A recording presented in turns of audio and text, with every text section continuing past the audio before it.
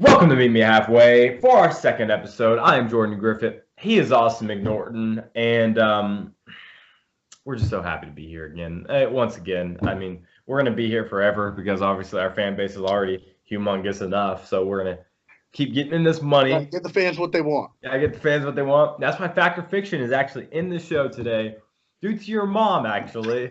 But you know what? What a great segment, honestly. She's an avid fan, and I love it. Can't get enough of it. We need more fans like her. We need more fans like her. Okay. But last time I kind of noticed when I was watching the show, we didn't even explain who we are, where we're from. We just started the show and started talking sports. So, we don't know who you are, but we're talking about sports. So okay. Exactly. Once again, I'm Jordan Griffitt. Both of us attended Butler Community College just 1 or 2 years ago. Did sports and media there. We both had our own radio show. Kind of talked about sports for 2 hours every Thursday. Kind of doing the same thing now. But what we're doing now, we're in separate places. Austin, where are you at? I'm in Maryville, Missouri, just north of Kansas City. What are you doing there? Well, I'm here doing sports talk radio on the campus of Northwest Missouri State, undefeated Division II national championships basketball team. It's been pretty fun. Yeah, because they play really high level competition. So, Wichita State, just like Wichita State, real high level. Now they do actually. So I don't really get to hear that. Do they? Yep. AAC. Power 6. Also, I'm from Wichita, Kansas. I now moved to Atlanta, Georgia. That's why you see conflicting Atlanta Braves and Kansas City Royals and Chiefs stuff behind me. As long as Buffalo Bill, I'm all over the damn place. Truly insane. But, Rockets fan. Kind of Rockets fan, Hawks fan mostly now because they're a more successful team. Oh, I gotta get up. This dog needs out. They're the more successful team. Yep. There you go. Oh my goodness. Oh my God, my dog needs out all the time. Yeah, Hawks are the more successful franchise, obviously, with all of the winning that goes along. Here, such a historically successful program. Exactly. Yeah, it's like being a Duke fan of the NBA. Ooh. Yeah. Oh, except for lately, right? Okay. So we're going to go straight into it. The national. Now we're not going to talk about sports at all. Now we're just going to keep going on because we don't know anything about sports. Let's be honest. We don't. We're going to talk about astronomy once again. Physics mostly. I get so hyped every time. I was thinking about that last night. I was like, oh my God. I was thinking about your black hole thing that you were trying to explain. Unbelievable. Wait, did you listen to the show and see that, or what? You're just I was just thinking about it. I don't know why. I was thinking about how you were explaining how a black hole operates, and yeah, it's crazy. It's nothing and everything at the same time, and you can't see it. It's crazy. Yeah, exactly. Okay, national title game is tonight. Did Virginia going against Texas Tech University, and this is going to be a great matchup. I'm really looking forward to it. Both two very athletic defensive teams. Austin, who we got? Well, we talked about last time when we were predicting the Final Four who I thought the best out of the 4 teams were, and I still think it's Texas Tech.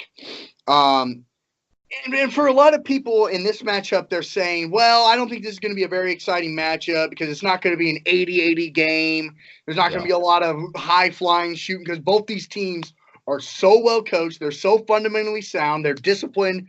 They play college basketball to a T perfection.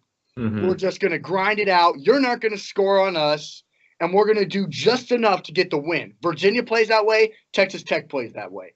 So it's going to be such a battle. But overall, Jarrett Culver didn't play very well in the Final Four on Saturday night. Mm-hmm. I think he's fired up about that, saying, man, I only scored 10 points. I need to be better to help my team because they've been helping me. Now it's time for me to return the favor.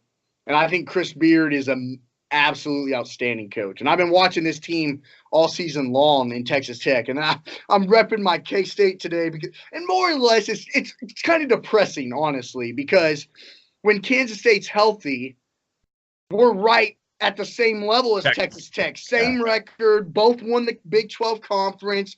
We're right there. We lose in the first round. They're in the national championship game. That's depressing.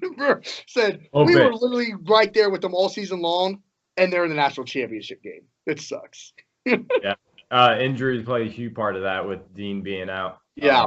Exactly. But I know all about upsets, especially last year. Wichita State getting bounced in the first round by Marshall. But not as bad as UC Irvine, I guess. Yeah, no, you're right.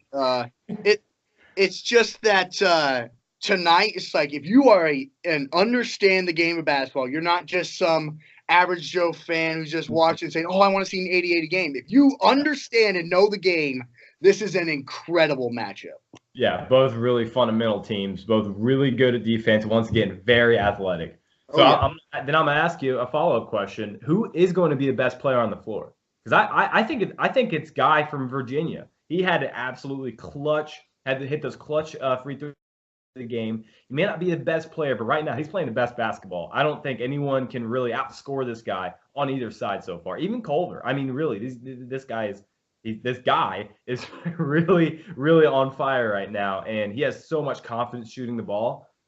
What do you say? Well, I mean, I was thinking about this. How many times do you see, even in NBA players? I mean, I think back to when you have a chance to win the game at the free throw line. How often do you not? I mean, you think back to the NBA Finals of last season where the Cavs missed the free throws at the end of game number 1, and then resulted in JR's fumble, and then they not winning a game in the entire finals, getting swept, all because of the missed free throws before the JR mishap. And so for Kyle Guy to go in and hit those, didn't even touch the rim. I mean, absolutely buried all 3 of his free throws. He is locked in right now. I think he'll probably be the best player. But the way that Texas Tech's team has been playing recently, I haven't seen their team play this well all season. Normally it's been Jarrett Culver followed by other guys. But so far, guys like Moretti, and then we saw on Saturday night Mooney leading the charge with 22 points. I mean, he only averages 11 points all season. He put up 22. Their team right now, I think, is playing better than Virginia, rather than Kyle Guy may be the best player on the floor. Right. And right now, we have to talk about the double dribble and the foul call there at the end with Virginia. People calling them, it kind of bothers me. It takes away from Virginia, I believe. People calling them the luckiest team in March history, saying that double dribble wasn't called, therefore they got the foul call going to the free throw line, and that they got that lucky 3 call. I'll just go ahead and say this. That was a blatant, stupid decision by Auburn to foul him at the 3-point line. It wasn't even close. He ran into him. Guy could barely land on both of his feet because he hit him all the way from underneath, swept him out. And that last double dribble call, okay, well, if we're gonna nitpick about a bunch of non-calls, think about all the calls that were missed on both sides in the game. And then the foul call right before the double dribble that happened. Either way, he was going to be fouled on the play. There was another foul that could have gone against Auburn on the play or on that exact same play a few seconds before that. So this premise that Virginia didn't deserve to be here is absolute nonsense. They absolutely played perfect Virginia basketball. They were playing spectacular defense, especially the beginning of the second half. Auburn came out ice cold. They were ripping down rebounds. And the best thing about Virginia basketball is every single 50-50 play goes to them. Every single one. And that's what separates good teams from great teams. I love Virginia in this matchup. I have pretty much all March. And for Virginia, again, that Final Four game, they had it pretty much wrapped up. I mean, you and I were texting each other. They had a 10-point lead, and we're like, okay, that's game. So to say that they got lucky just because Auburn kind of played it close, Virginia didn't score for like 3 straight minutes. They kind of hurt themselves, or else they would have won by 15. So, I mean, it shouldn't have even been that close anyway. And it's like, and there's been a lot of people saying, well, why aren't we reviewing plays like this? Because you're right. If you start to review plays like that, then you're going to review every single other play. There has to be a human error aspect to it. Because if you review the double dribble, then you're going to have to review the foul on Auburn before the double dribble. So you can't – there has to be some sort of human error to it.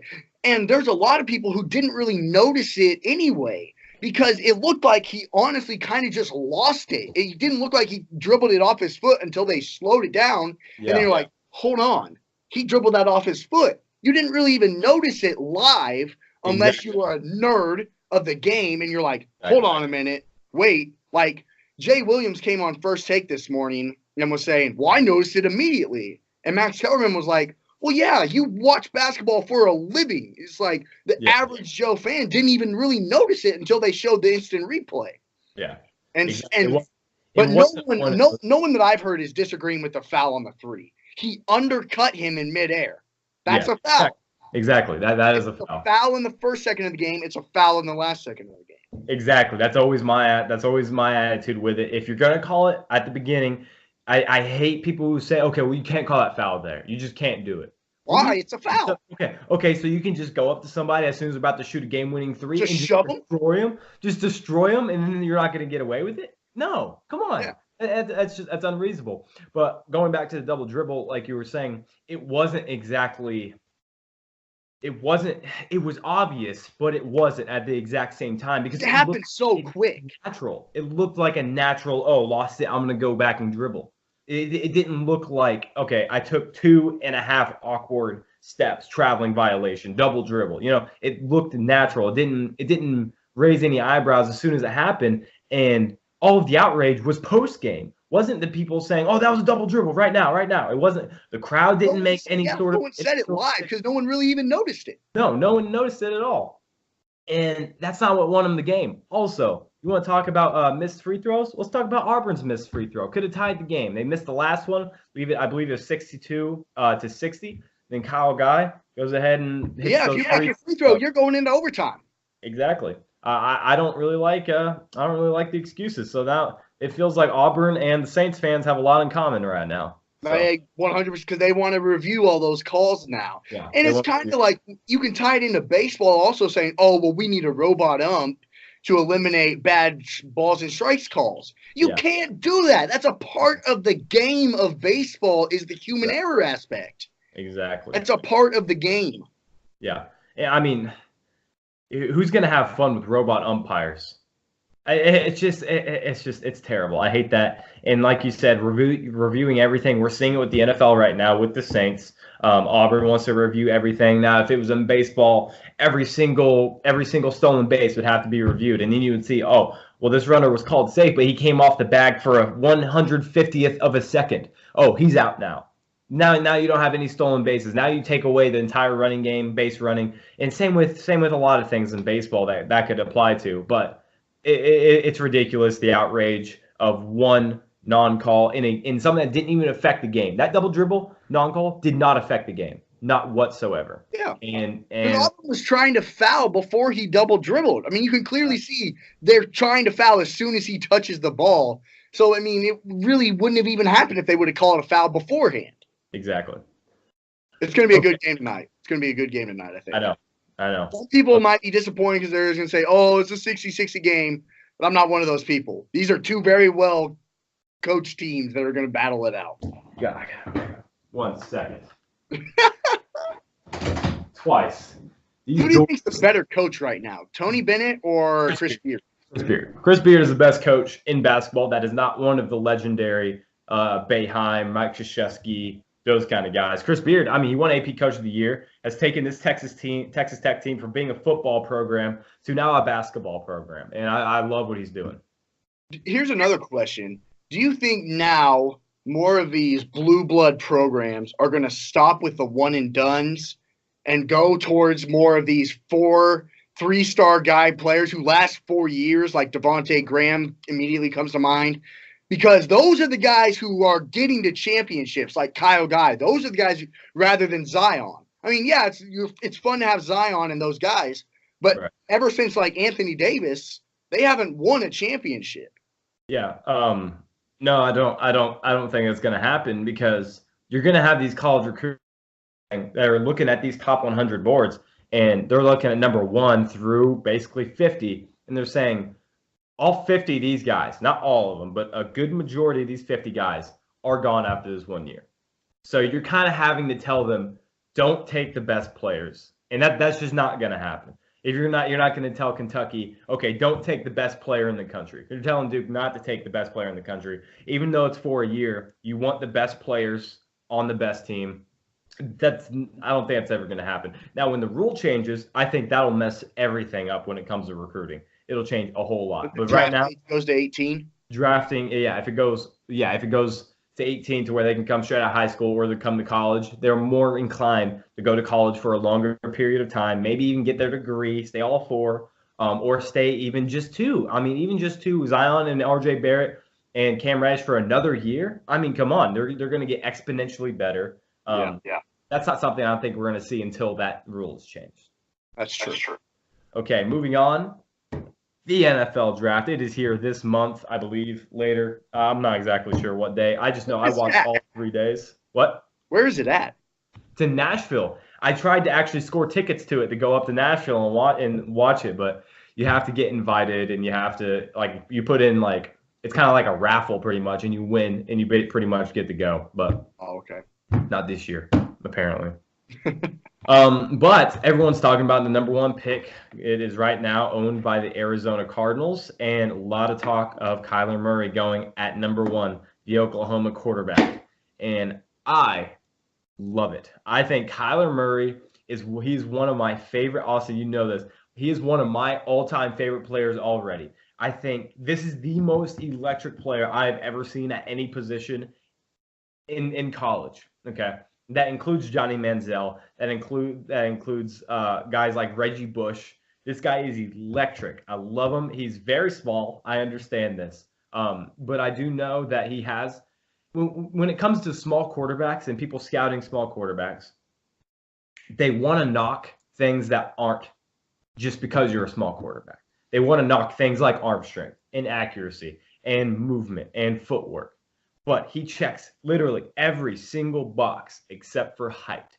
If he was a 6'4" quarterback, this would be the best prospect we've seen since Andrew Luck.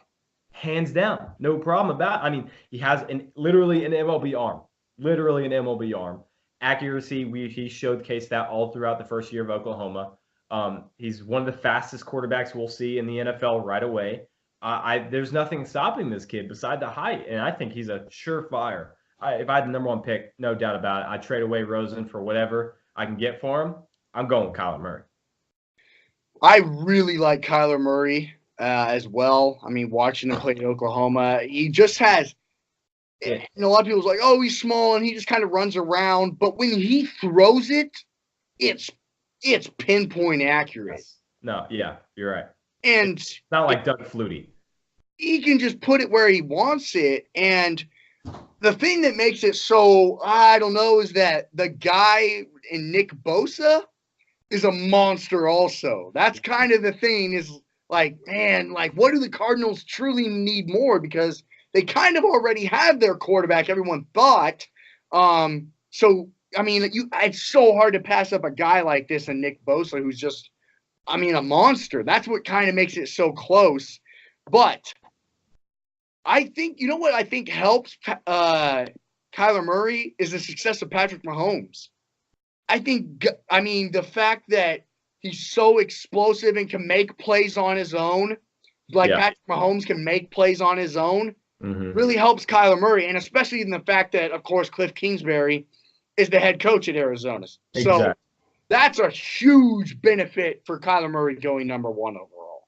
And another one that you didn't mention, I think also Baker Mayfield does help as well as Patrick. Oh, yeah, absolutely. Because that's another prospect of Cliff Kingsbury is Baker Mayfield. As well. And before that, Big 12 quarterbacks weren't exactly successful as much as in the NFL. They usually didn't translate as well. The best one is Sam Bradford, maybe. Exactly. And we all know the Big 12 defense isn't exactly the SEC right now. Yeah. Big 12 defense is weak, and people usually hold that against Big 12 quarterbacks. And before Mahomes and before Mayfield, these guys weren't looked at as the exact same. Because they just had the mindset of, oh, well, you're not playing against anybody. That's why you have 1,500 yards. Exactly. You can put up 600 yards in a game, and they're going to look at it as 150 because of the SEC versus the Big 12 defenses. And that's why you see quarterbacks from the SEC and the Big 10 go higher than the Big 12. But now it's not the same. Now the NFL has gone towards the rule changes have changed everything. You cannot hit the quarterback anymore. You can't hit a wide receiver over the middle. You can't hit anybody really too hard without getting a flag. And that's just the cold hard truth about it, whether you like it or not. And Kyler Murray fits exactly what they want to do. And I love Cliff Kingsbury. I don't think he was a good hire. Let me be clear with that. I don't think he was a good hire with Arizona. You weren't successful at a Big 12 school with decent talent, not great, but decent. I don't think you're for some reason going to be a successful NFL coach. That's me personally, but I think if you want to help out your coach, you get his quarterback, you get his guy, and I think his guy is Kyler Murray. Also, I've seen reports that Josh Rosen hasn't exactly sold people in the Arizona building that he is the guy. He's rubbed some people the wrong way. I mean, me and you both know about his arrogance, his confidence, his Aaron Rodgers-esque kind of I am the greatest you've ever seen. You know, he kind of has that about him. He has this weird competitiveness to where he wants to prove all those teams that drafted him or that didn't draft him before Arizona, prove them wrong. So what do you think happens with him then?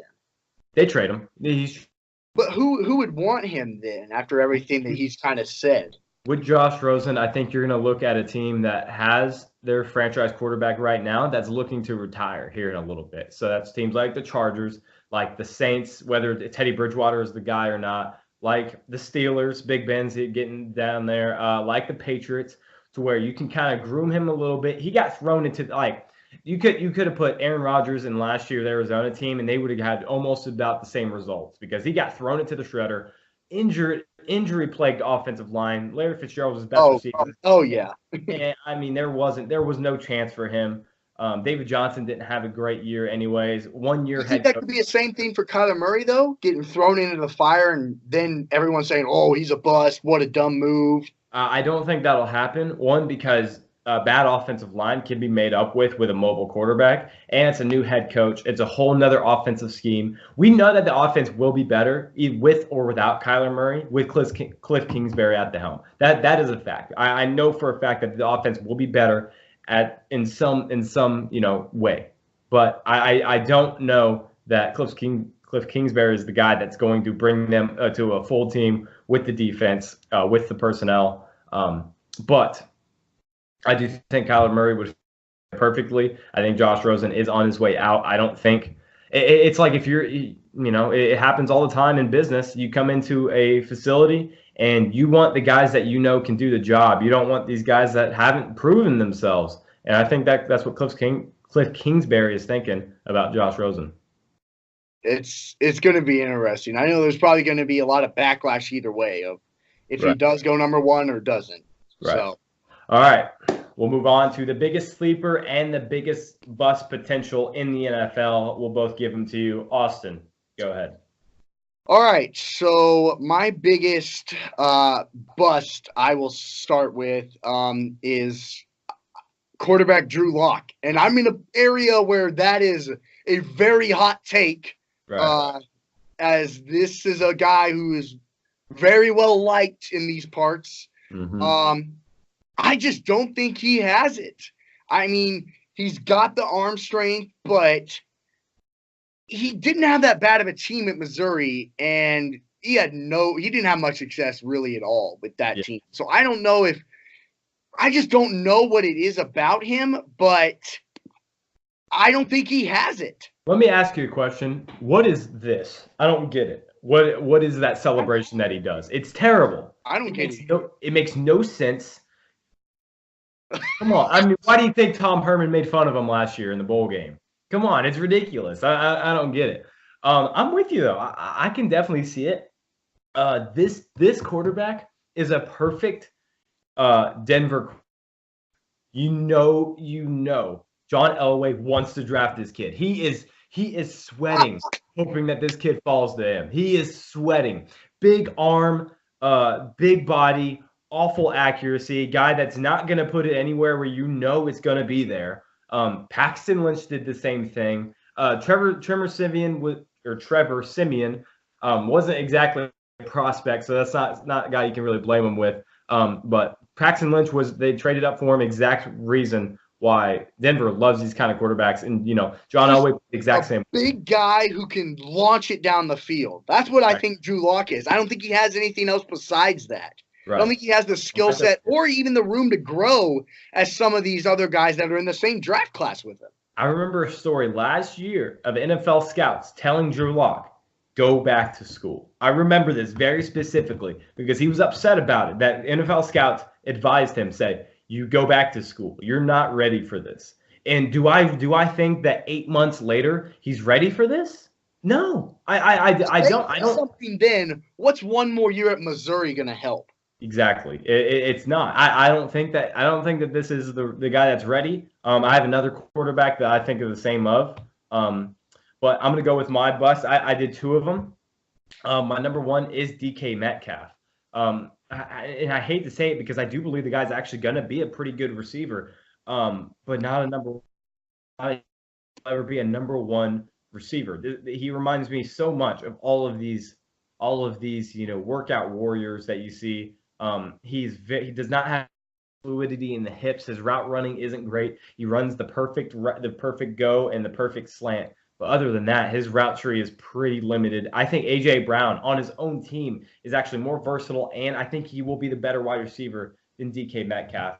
Number 2, I have Daniel Jones, Duke quarterback. I don't like to just absolutely crap on guys. I don't get it at all with this guy. I don't see it one bit. Okay. Man. He is not accurate, and he does not have a relatively strong arm. All right. So that's crucial for a quarterback in the NFL. Pretty crucial. You need one of the 2. Okay. He does not. Okay. He will have an average NFL arm, and he's not accurate. I don't really think I need to say much else. That's tough. That's about it. And he's going to be a first-round pick. It's sad. It's sad to how valued. What do you have him projected going? He's projected going in the teens to late 20s, 30s. Okay. Which is ridiculous, but. All right. You want me to go with my sleeper now? Go right ahead. All right. So my sleeper is defensive tackle from Mississippi State, Jeffrey Simmons. Good pick. Unfortunately for Simmons, he tore his ACL in February. Mm-hmm. But before that, he was a top 5 talent, if not pick. Yeah. I watched him play against Kansas State. He's so fast. He's so strong. And he's so smart defensively. He knows exactly where it's going, where the ball's going. He knows exactly how fast to get there. He knows the move to get him there. If he comes back 100% healthy, that's a steal because he can play just about anywhere you put him in that front 7. And I think he could be a monster because he's got the smarts and he's got the athletic ability to make big-time plays wherever he's at. Yeah, it's a good pick. I don't know exactly where he's going to go or where he's projected, but I totally agree with you. I think that's a great pick. I have 2 sleepers as well because I'm just cool and I guess I can't stick with one thing. Number 2, I have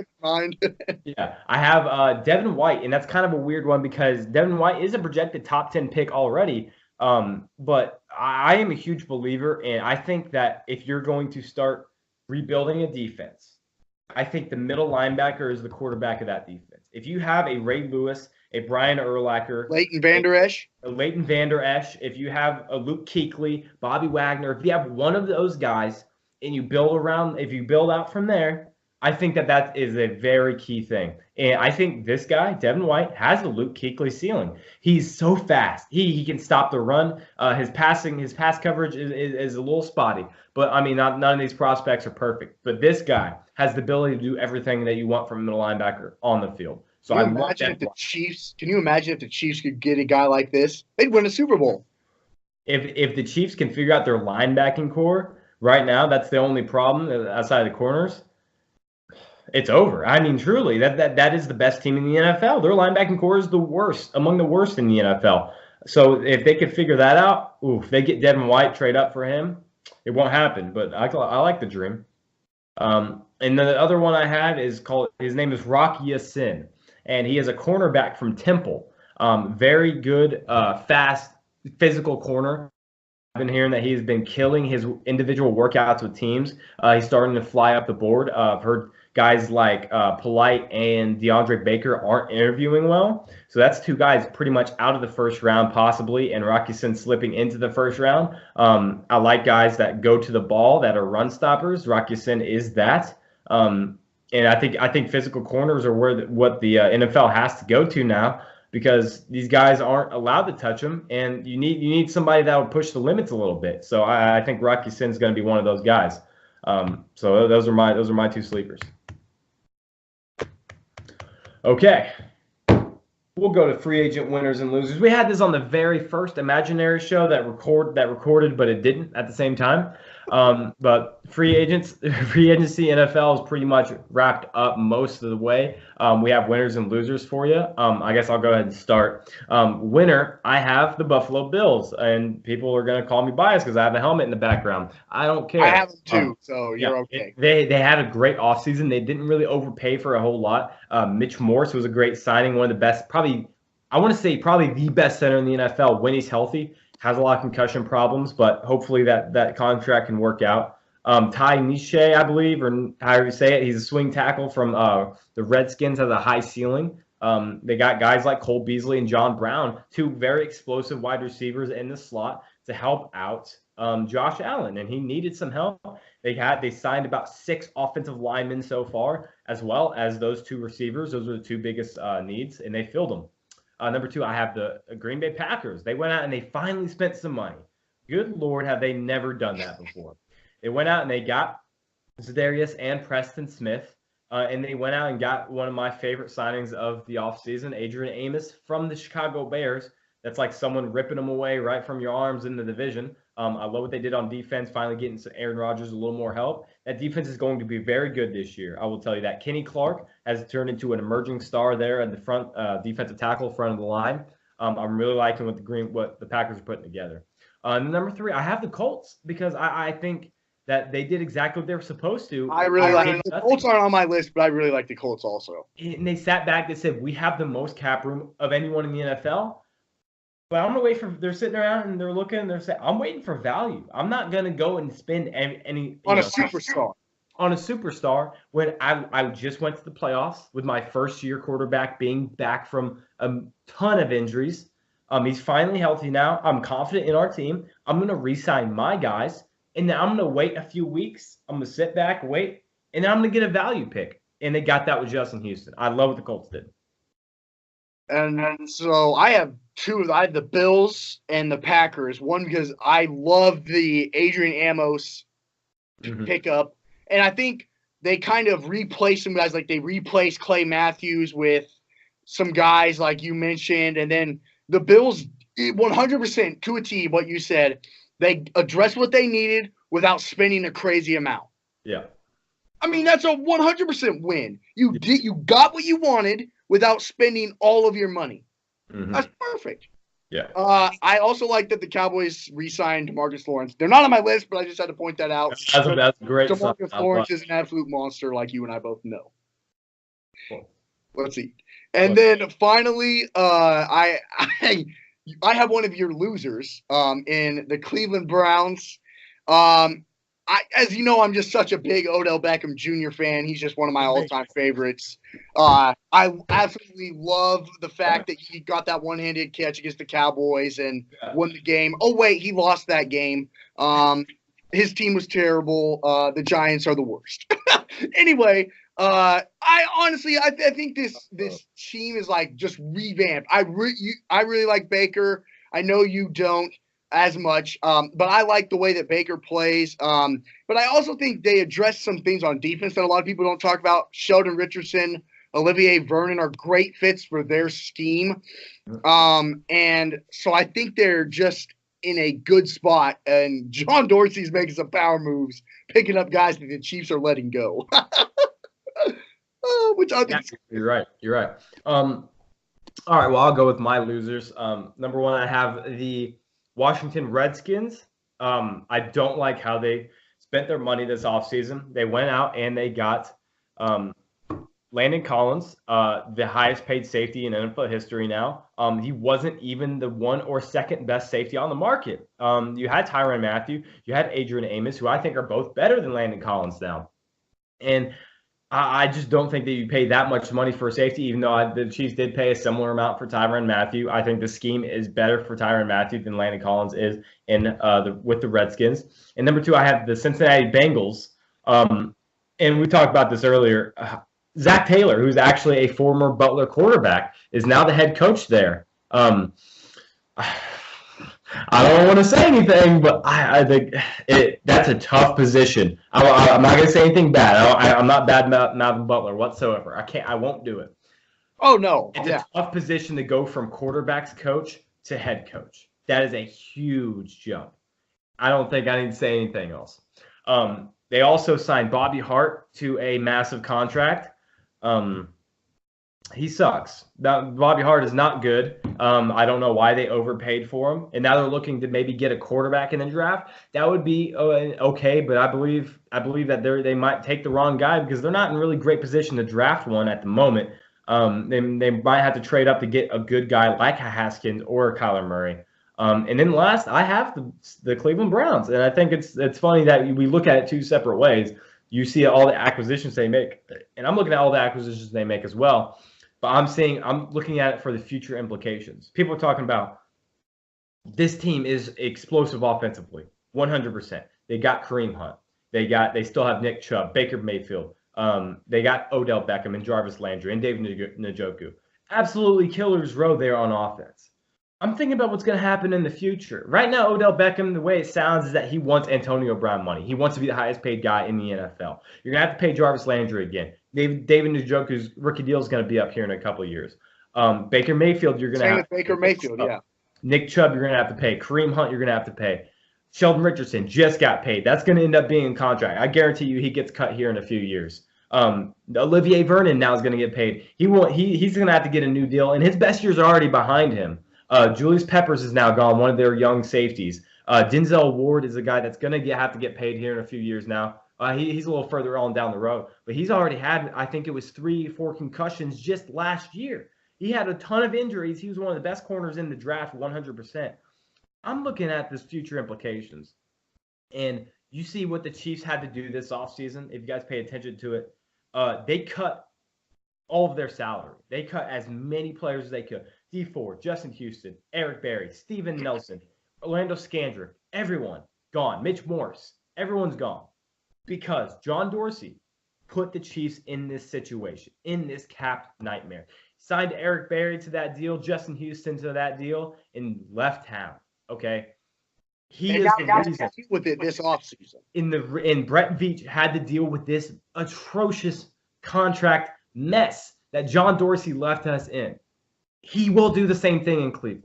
He is not known for being the best guy to.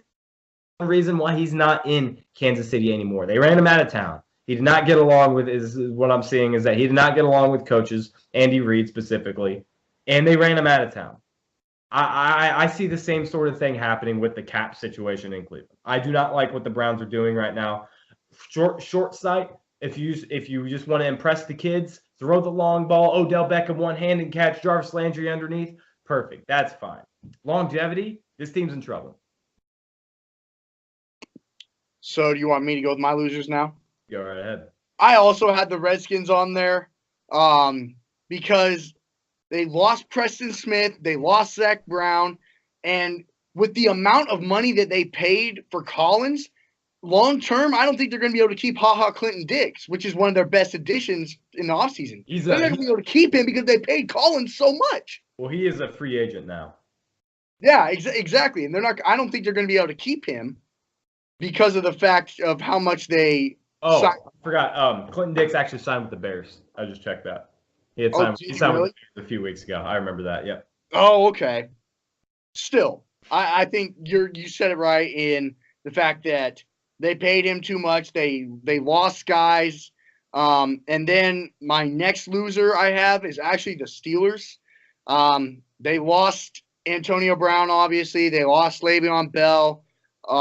Steven Nelson is an okay acquisition, not great. but they have a lot of holes to try and fill up with the draft. Yeah.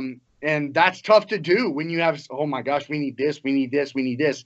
That's tough to say and try and accomplish. And then finally, I had the Giants as mine. Losing Odell, losing Olivier Vernon, and not re-signing Landon Collins, obviously. And then they just really are just going to keep riding Eli, I guess. I don't know what they're going to get in the draft, but it doesn't sound like they're super intrigued on the quarterback, and they're just going to continue to ride Eli Manning. How would you feel if you're Saquon Barkley, by the way? Boy, actually, I mean, honestly, I might feel better because I'm going to get mine this year, no matter what. You're getting yours.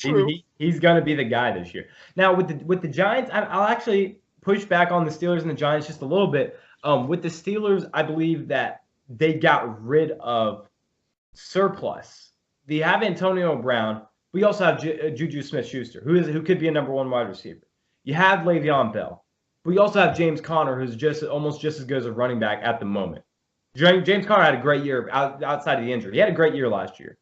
So the Steelers, I could see how it's viewed as a loser. That one's fine. With the Giants, it kind of all rides on what they're going to back situation. They are actually the one team that did the most homework on Dwayne Haskins, the Ohio State quarterback. So if they're looking to take him, they're going to have to. That could be a good fit. I think it would be a good fit right now. But if they're looking to keep Eli, then it's kind of not really. I don't get it. It's the same thing with the Cardinals last year. And I said it multiple times. After they let go of Tyrann Mathieu, but then signed Sam Bradford to this massive deal, you have to realize, you have to have some self-awareness. Are you rebuilding or are you contending? Don't be in between. You have to either be rebuilding, get the best players available in the draft, or you are a contending team. Keeping Eli tells me we think we're a contending team, but getting says we're a rebuilding team. Yeah, exactly. We are wanting to contend in the future. Right. I like the acquisition they got with Kevin Zeitler, beefing up that offensive line. He's a very good offensive lineman. Definitely the Giants' biggest need, for sure. Yeah, they definitely, I will say value-wise, they definitely, I think, got the better part of that deal, giving away Olivier Vernon for Kevin Zeitler. But that's just me. And then we'll go just real quick, just top 5 NFL offseason moves. I'll start. Mitch Morse at number 5, 4 years, $44 million. I love the value in that. Antonio Brown at number 4. They gave away a 3rd and a 5. I mean, for the Raiders, value-wise, you can't really get any better than that. Then I have Justin Houston at number 3, 2 years, $24 million. I think the Chiefs were right to cut him. He was getting paid $20 million a year. That's outrageous for a top. He's not exactly a top pass rusher, but he's in the area pretty much just below it. Pretty good to almost elite. 2 years, $24 million is a bargain. No way about it. I have Le'Veon Bell, 4 years, $52 million. Most of that is about Sam Darnold and Adam Gase, new coach, new quarterback. You want to give both of them as much help as they can. I think we both know that Le'Veon Bell's a big personality and that Adam Gase doesn't deal with those very well. So off the field, this could be a problem. I don't know. I can't really look into the future for that. But on the field, helping out Sam Darnold as much as you can with all that cap room, go for it. I have no problem with it. And then number 1, Adrian Amos. I was talking about it earlier, to the Green Bay Packers, getting away from the Chicago Bears. Not only are you taking away from the division, but this is a guy, one of the most underrated safeties in the NFL. An absolute ball hawk, a guy who has done it for several years now, going into, I believe, his 4th year. 4 years, $36 million. He did not get paid like Landon Collins or Tyrann Mathieu. He got paid like Adrian Amos. Okay. Love the pick. I think is the best offseason move.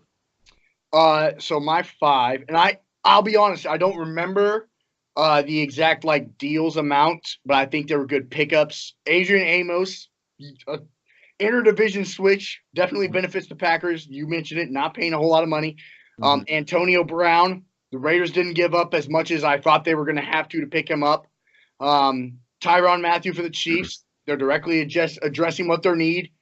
Same for Mitch Morse and the Bills, addressing what they need, getting a good quality guy, not paying a whole lot for him, locking him up for 4 years. And then another guy I have was Eric Weddle. I'm not entirely sure amount worth, but I think it's a good pickup. He had a pretty small amount. It wasn't a whole lot. Okay. It was a short deal. I remember. I vaguely remember it, but okay. Okay, and I also realized last show, ultimate clickbait. Ultimate clickbait. Who's going to win the World Series in the MLB playoffs? And the title of the show was "Who's going to win the World Series?" We did not talk about who's going to win the world. We didn't even mention it. We didn't pick it once. Ultimate clickbait.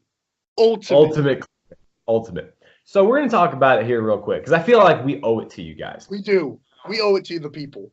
Now, it might be kind of anticlimactic because of our picks. But you know what? You go first, Sauce. Okay. So I have in the world, because we already picked our playoffs, so I have in the World Series Milwaukee taking on Houston. I think these are similar teams that just have a strong lineup, good bats. They play solid defense, really solid defense, honestly. I have Milwaukee winning it in that matchup between them and Houston. I think, especially and I know it's like, oh, don't ever look at it at the start. But at the start of the season, Milwaukee looks like the best team in the MLB right now. They look good. They really do. They're playing solid defense, great at-bats, strong starters pitching performances.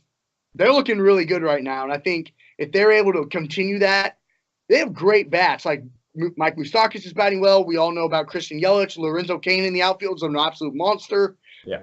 The Brewers right now are really good. Yeah.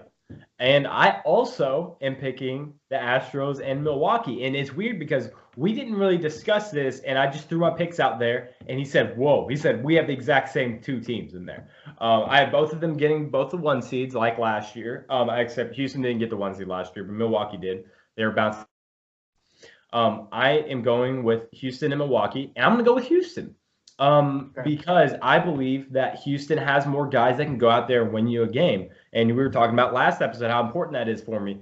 You can throw Justin Verlander out there and be very, very confident in saying that he's going to win us a game in the World Series. True. Same with Garrett Cole. Both of those guys would be aces anywhere, almost anywhere else that they go.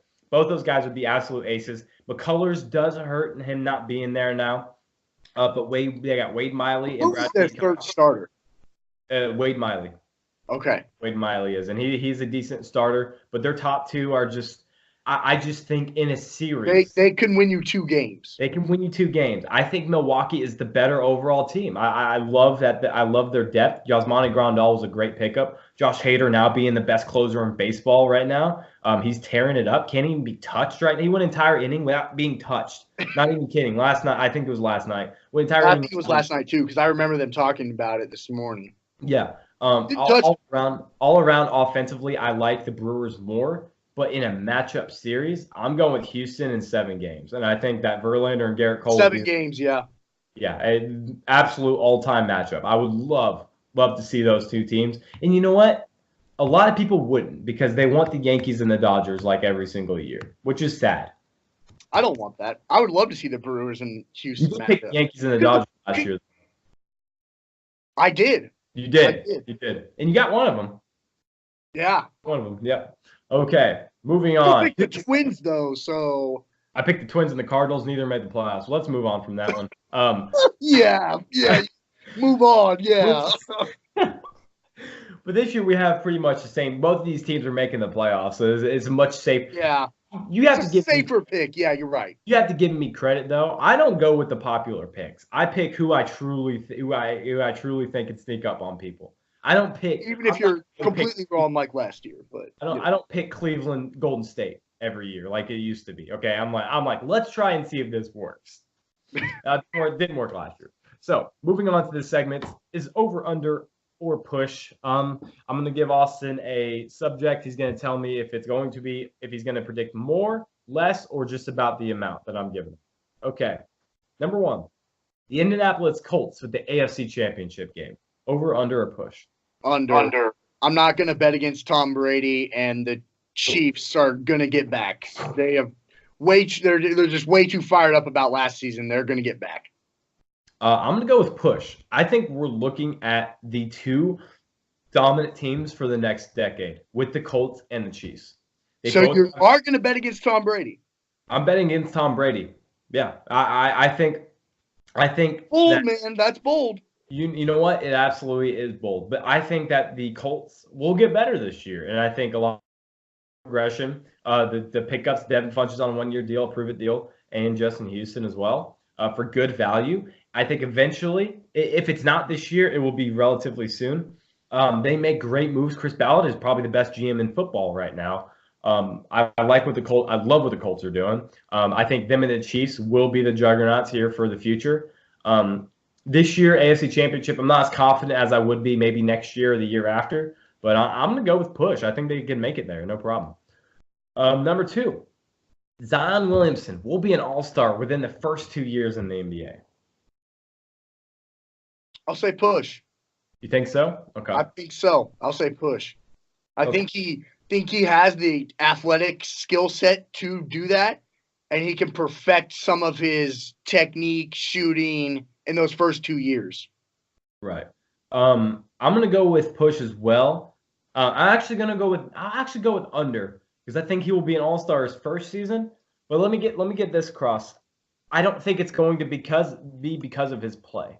I think he will be voted in majority from the fans. People want to see this guy in the All-Star game. We already talked about jersey sale predictions. Exactly. Of the top 3 picks, I believe immediately in the NBA, he will be the third best. RJ Barrett and John Morant, I think, will both immediately translate better right away. Overall, I think Zion will probably end up being the best player. But right away, I think those two will have the better seasons.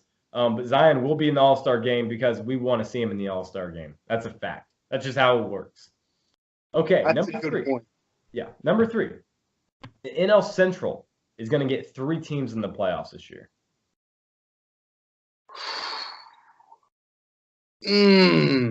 That's really tough. Name all the teams in NL Central again. It would be Brewers, Cardinals, Cubs, Pittsburgh, Cincinnati. I'll say under. I say they get 2 teams. Pittsburgh or Milwaukee and Cardinals? Cubs. Yep, St. Louis. St. Louis. Okay. I'll go with under as well. The Cubs have got off to just a terrible start. They have not been playing well whatsoever. The pitching has not been holding up. Their defense has absolutely fallen apart, and I don't understand why. But their defense is not playing very well right now. But, I mean, at the same time, come on, look at the sample size we've been given so far. But right now, outside that division. The home runs in that game where they played against the Brewers. Oh, my God. Insane. Unbelievable. Right. It's a problem when you start off this slow in that division because that can determine the difference between getting in the playoffs and not. Because you're getting a wild. This is such a tough division that you're starting off. Yeah. I mean, come on. It's a crazy good division, by far the best one in baseball. I mean, the Reds could very well finish 81-81, and they're the worst team in that division. Yeah. That's how good this division is looking. 3 teams. I was more confident in this last year. This year, I just think that those 2 teams are definitely setting themselves apart from the Cubs. All right. It's time for Fact or Fiction. In case you guys have never watched our show, Fact or Fiction is a non-sports segment. It's the best one because we don't know anything about sports anyways. True. I give Austin 3 questions. 3 impossible questions. 3 impossible questions. One is a true statement, as true fact, and the other one is fabricated, one that I made up myself. And we keep track. And last year, Austin ended up getting literally exactly 50%. I'm very good at this game. I can throw him off easier than anyone can imagine. But Austin is also very good at sniffing out when I can throw him off at the same time. So this is the best battle of all time. Because it was 50 right on the dot, 50% last year. I remember that. Yeah, it was. Jeez. This is by far the most fun we'll ever have, for sure. It's so okay. Are you ready? I'm ready. Let's go. We got to start off strong. I got to start the season off strong. Fact or fiction, baby. Number 1. NyQuil has now been banned in 6 countries due to the extreme nature of its ingredients, or 1 in every 5 adults believe that aliens are hiding in our planet disguised as humans? I think the second one is a fact. The aliens one is a fact. You are correct. All right. I one just feel like people are crazy enough to think that. You're absolutely right. Wow. Now I'm upset. If you go 3 for 3 on the first one, I might not bring the segment back. Because just like the whole fact of Area 51, that in itself makes me believe, oh well, everyone's gonna think the aliens are real. Just on the fact of that exists. Right. That was too easy for you. That one was very confident. Now I'm not confident in these now. Okay. Number 2. The human legs have a maximum capacity to lift over 2,500 pounds, or that the average person walks around the earth 3 times in a lifetime. Oh, both somewhat leg related. Ooh, this one's a lot tougher. Because I feel like you would do it so where it's like only 1,500 pounds, or it's 2 times in a lifetime rather than 3 times. Yeah. It's fabricate the stat just that much to throw it off. Yeah, you fabricate it just enough to where it sounds real, but it's wrong by like 1. Yeah.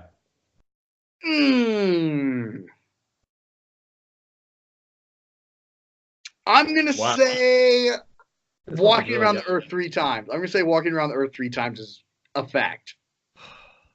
2 for 2. Oh man. Great. Let's Damn go. it.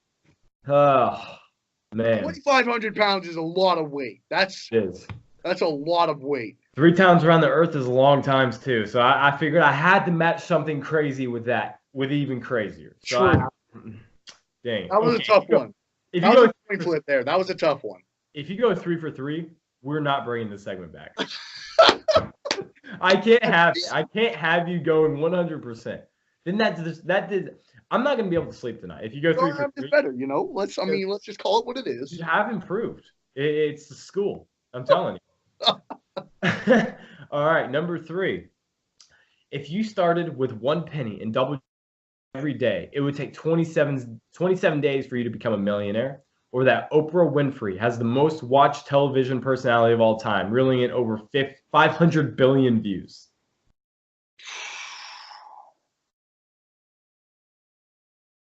I'm going to go with Oprah. I'm going to go with Oprah as being a fact. You're wrong. Got him. Yes. Oh.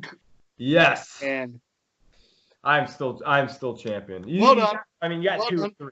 Yeah. That was the one I was most confident in that you would fall for. 27 days. If you start with 1 penny in 27 days, you would become a millionaire. Good grief. And you doubled it every single day. There you go. You're a millionaire. That's well done, sir. Segment's coming back. Every Monday. It's going to be there. Fact or fiction. Well done. You're 2 of 3. Oprah Winfrey, though, that was a good one to match it up with because that's a very believable stat. Yeah, someone that's been in the game a long time. Everyone knows she's like Jesus. Everyone knows her. Yep. It's incredible. It was. I mean, really, I just did a fantastic job. It's like in basketball when you make the shot over perfect defense. Like, what are you gonna do about it? It's just good defense, even better offense. Well done. Yep. Okay.